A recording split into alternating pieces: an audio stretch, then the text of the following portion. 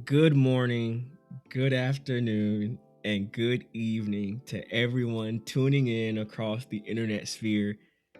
And welcome to the Unassuming Life podcast, episode 1.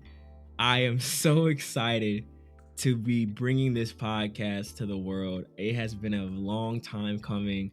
We have an absolutely fantastic show today planned for you all. I am your host, the anonymous, financially curious human behind a computer screen that wants to see you win with money.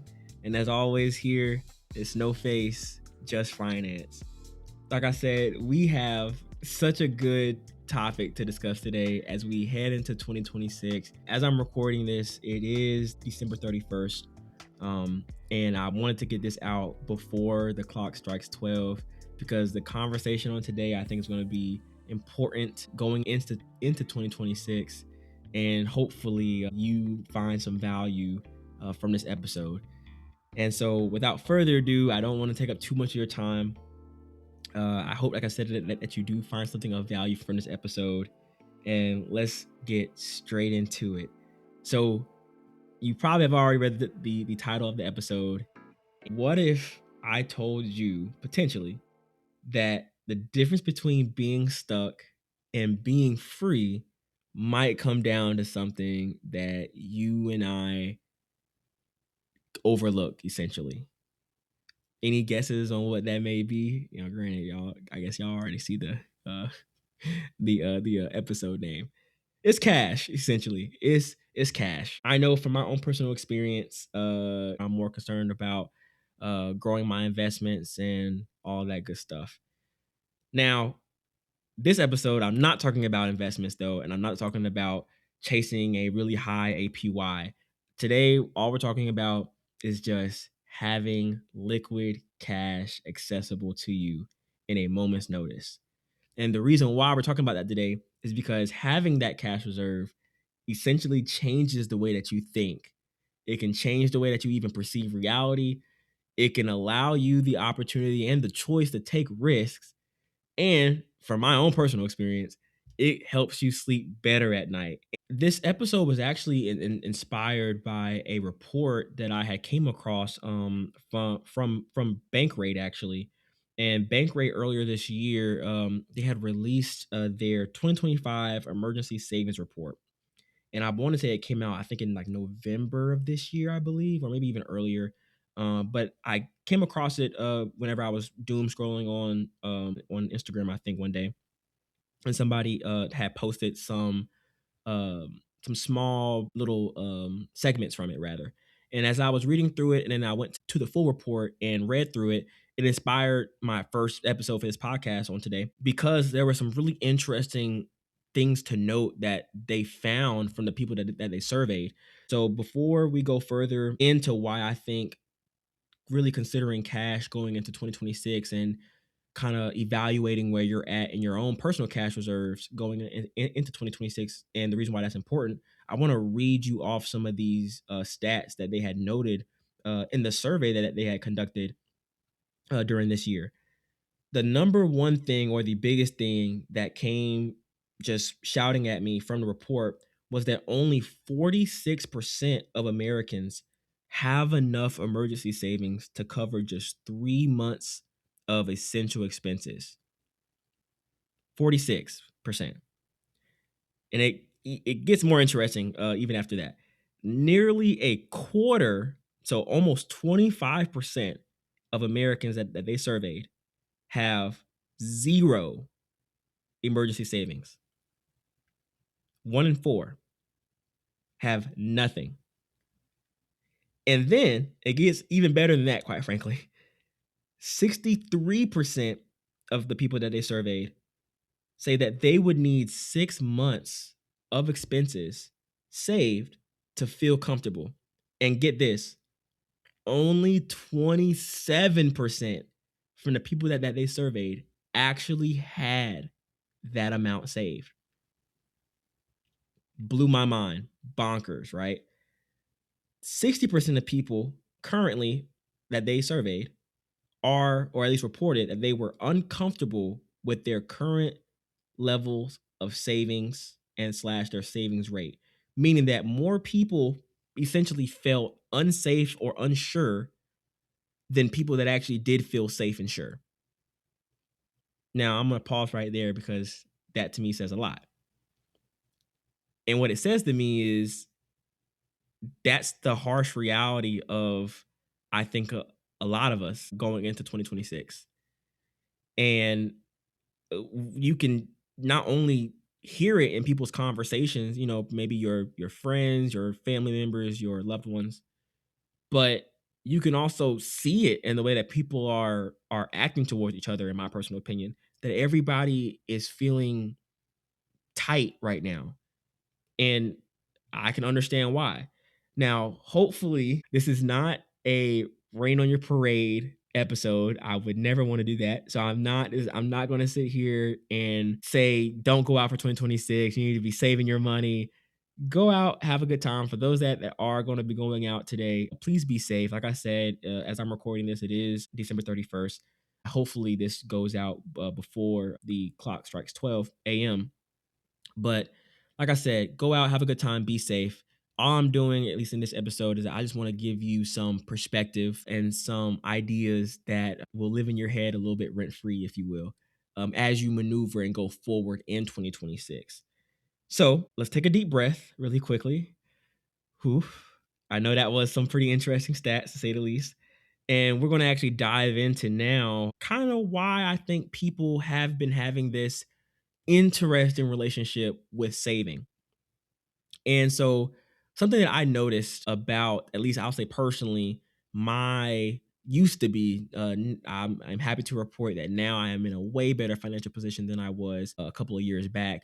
And I'm not pointing the finger at anybody or anything like that. But what I will say is that the amount or the barrage, if you will, of posts on social media, especially lately, has all been centered around essentially inflation and how basically if your money isn't invested, you're falling behind. Inflation is eating away at your money every single day. You're going broke. You're losing your buying power. Your money needs to be working for you, blah, blah, blah, blah, blah.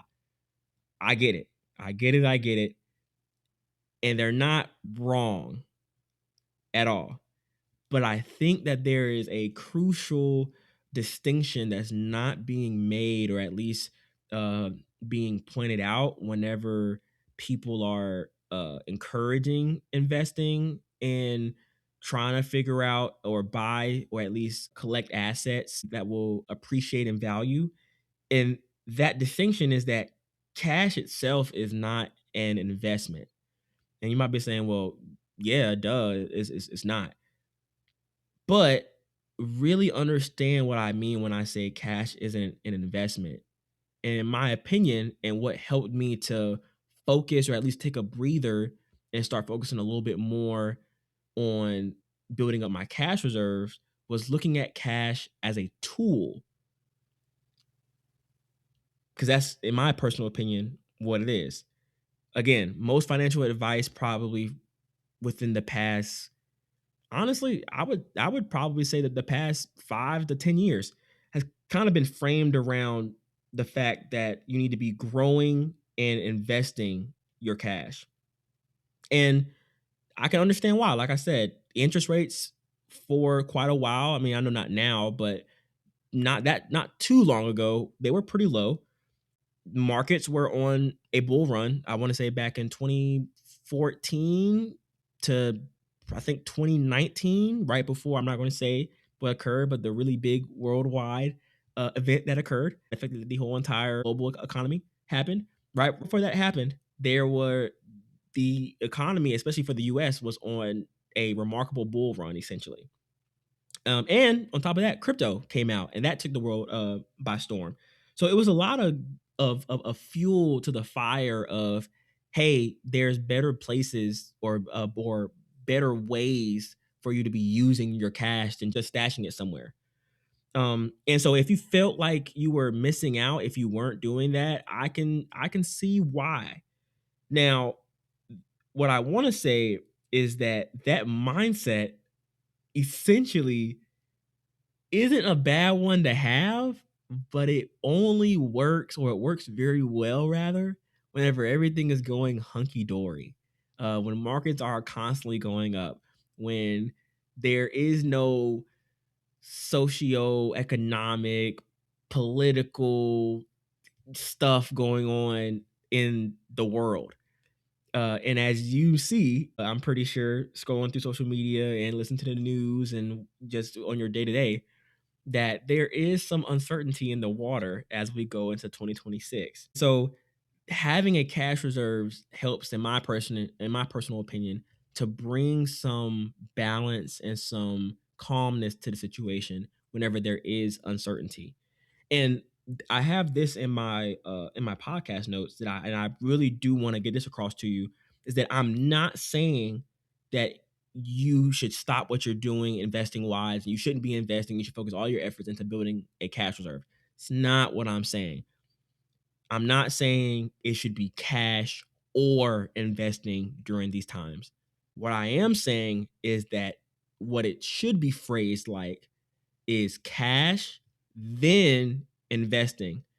I personally feel like, and also in my own personal experience, that when you build your financial health on a solid foundation, which in my opinion is a nice cash reserve, you can then grow something strong and sturdy that will stand for a lifetime.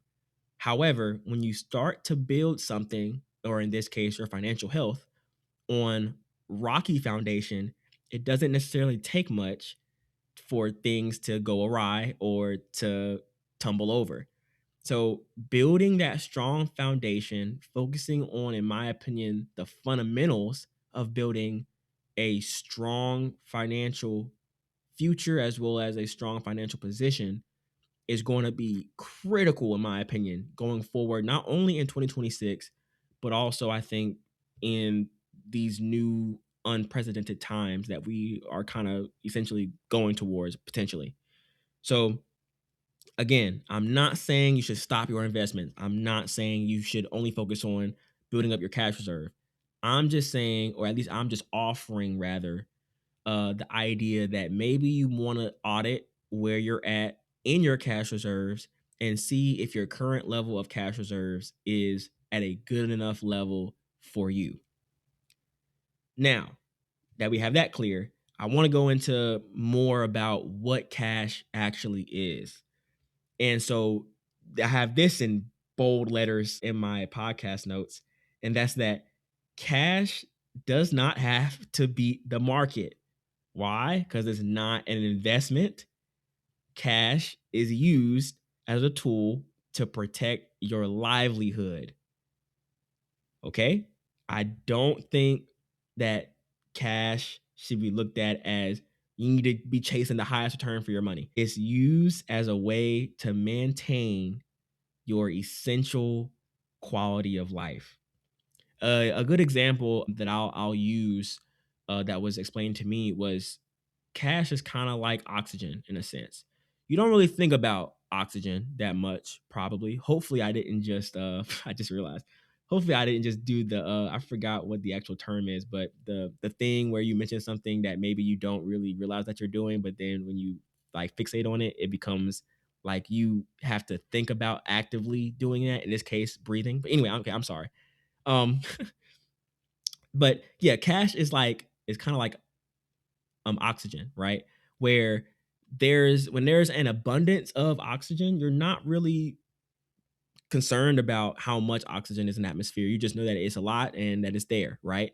However, if the level of oxygen started to dwindle, if you will, in the atmosphere, you're probably not going to care about anything else, or at least immediately, rather than oxygen, because you need that to live, right? The same can be said for cash. Whenever there is a influx, whenever everything is going hunky dory and investments are rising year over year, month after month, that kind of thing, things are going well.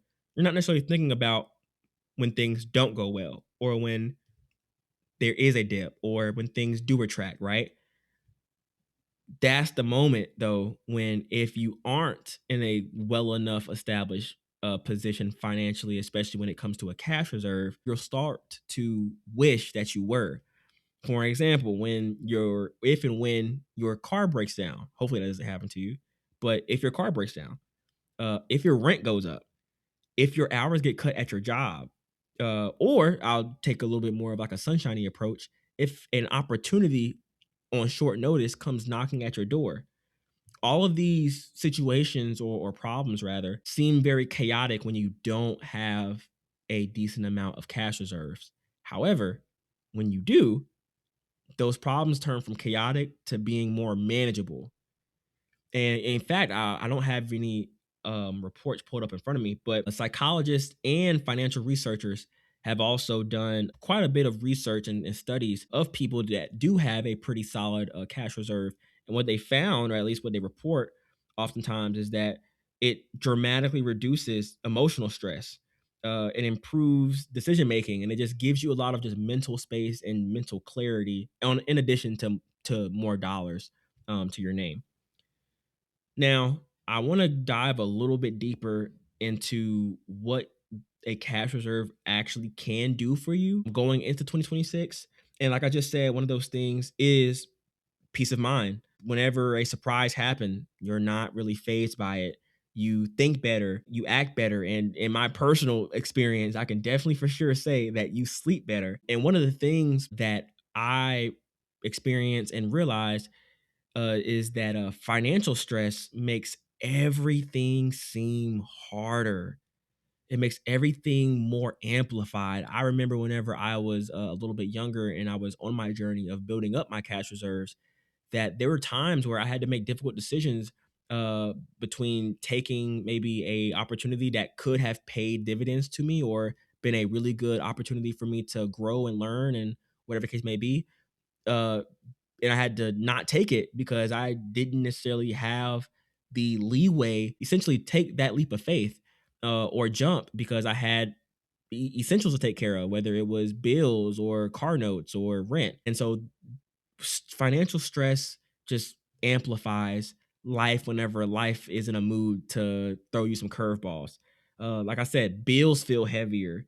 If you're working at a job that maybe you don't like per se, it doesn't necessarily feel optional. Then it feels like you're obligated to be there. It feels necessary. And quite frankly, the most important one that I have a lot of experience with is you start to make decisions out of fear and not out of whatever strategy you have for your life.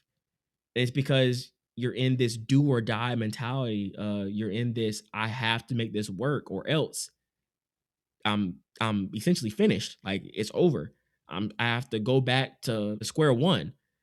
And the amount of times of restarting and restarting and restarting, it can really become draining on you and make you kind of not care anymore about it. And so I don't want that for myself nor you. And so again, this is the reason why I wanted to bring you this episode today to kind of focus on, or at least be thinking about your current cash position going into 2026. However, when you do have a cash reserve, though, the opposite happens. You begin to allow yourself to have better options to choose from.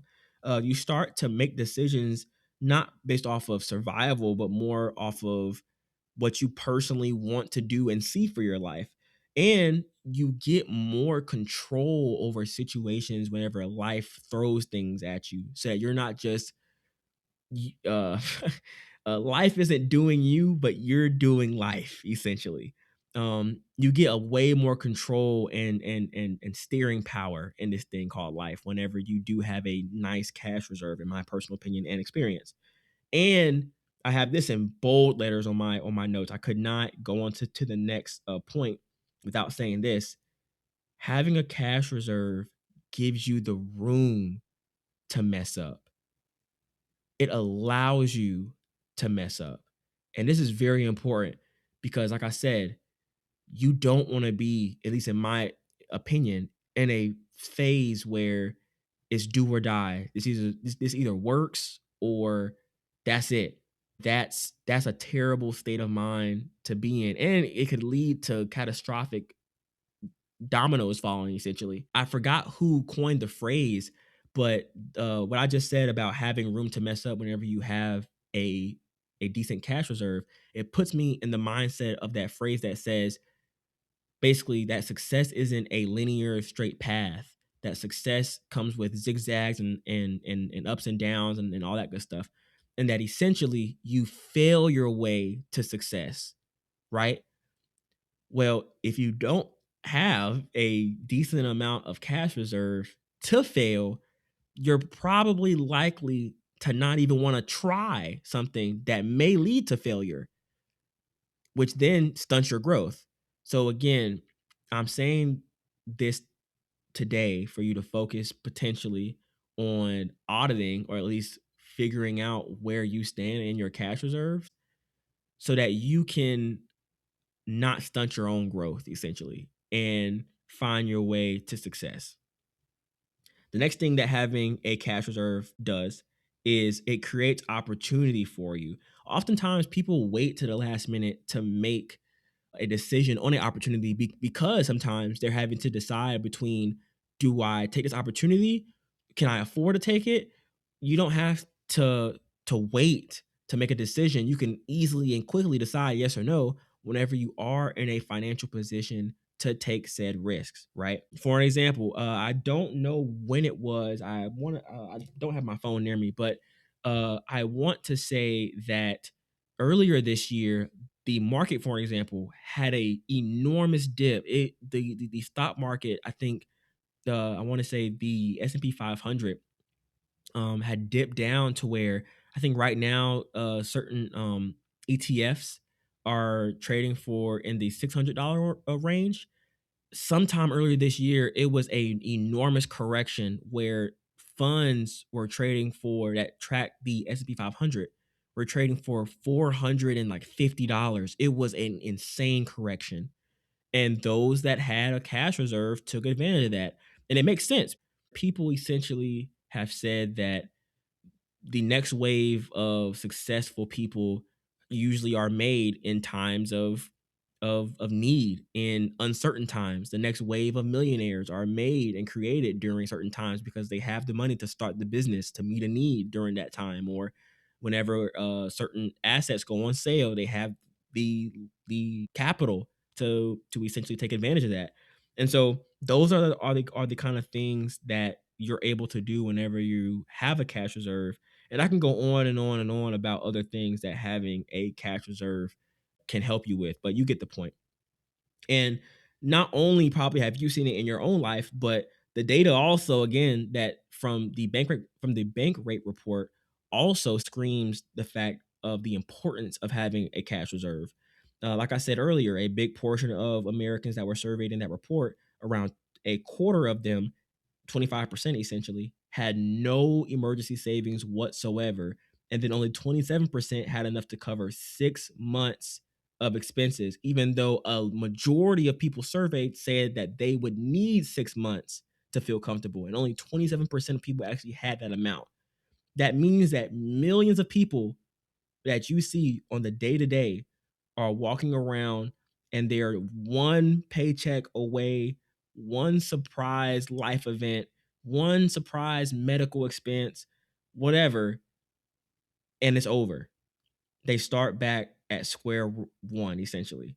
And so I'm not talking about, like I said today, on saving your way to get wealthy. That's not the point of having a cash reserve. I don't believe that you can save your way to wealth.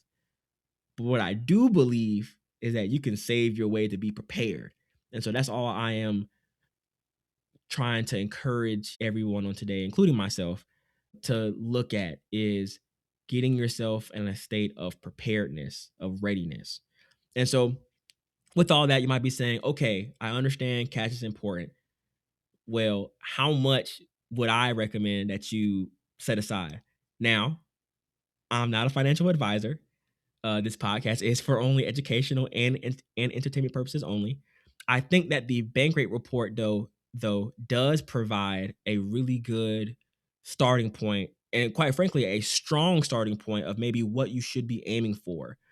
And so, what the bank rate report showed us and told us was that a majority of people believe that 6 months of expenses is what you would need to be comfortable, essentially.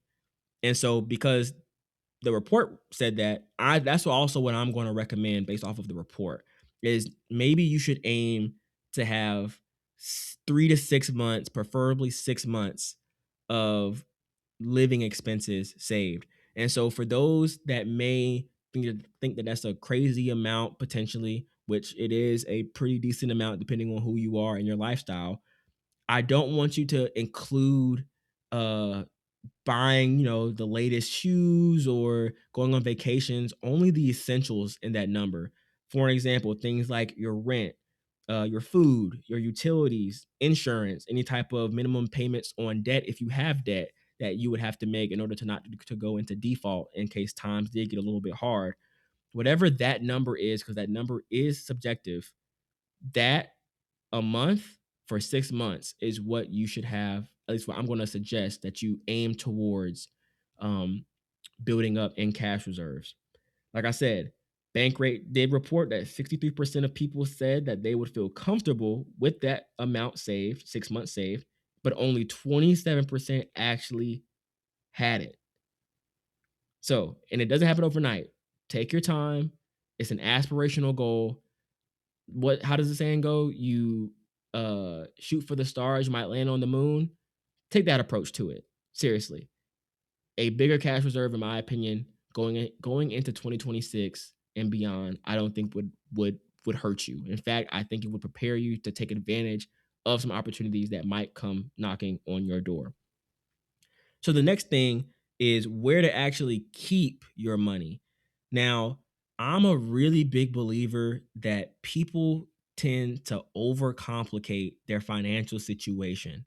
And so I think people have a hard time with finances, in my opinion, and also personal experience, whenever they add too many kitchens, when they add too many cooks in the kitchen when it comes to their finances. So I would say keep it simple. Me personally, I keep my cash reserves in a savings account in a brick and mortar bank.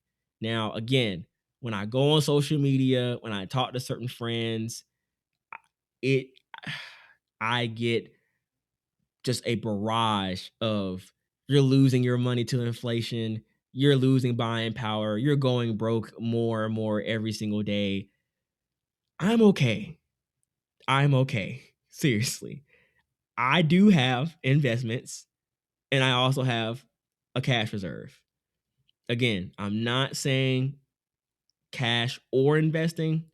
All I'm saying is cash, then investing, so that you can have the ability to take risks, so that you don't find yourself in a place where you don't have anything to fall back on in case things do not pan out for your investments. And again, the point of having this reserve is not profit, it is for accessibility. If it takes a little bit longer than a day or two to probably get access to your cash, it's not liquid enough, in my personal opinion. If you don't like the idea of a regular savings account like how I do it, which I know, like I said, only earns maybe 0.0105, whatever, or a super low interest rate on my money. You can also look into maybe money market accounts. If you do look into that, I would also suggest that you research the financial institution that's offering said account to understand the rules and regulations on that account, like minimum balances or the interest rates and that kind of stuff. And also a high yield savings account. There's a multitude of offerings for high yield savings accounts out there. You take your pick. Just do a simple Google search and find whichever one tickles your fancy the most. Again, it's not about profits, it's all about accessibility. The cash essentially needs to be ready whenever you're ready to take a leap of faith, whenever you're ready to take a action toward a certain opportunity. The cash needs to be there to help you to make that smart financial decision for you and your family's future. That is basically it for episode 1 of the podcast today. Hopefully you got something of value from today. In fact, going into 2026, I'm actually going to challenge each and every one of you. if you're up for the challenge, maybe potentially while you're going into 2026, not only do you or should you maybe audit your current cash reserve position, but track your spending and really see where you could maybe save a little more and put towards your cash reserve if you are on the page of building up your cash reserve like how I am currently going in 26. And remember that cash is quiet strength, it's resilience, and it gives you choices. Cash does not make you rich, it makes you resilient. And then resiliency gives you time to think, time to choose, and most importantly, the opportunity to win. Like I said, I challenge you going into 2026 to track your expenses and your spending and see where maybe you can cut back so that you can build up your cash reserve even more. Maybe on the next episode, we'll discuss about ways to increase your savings. The Bankrate report, like I said, I'll try to post it in the description of this episode.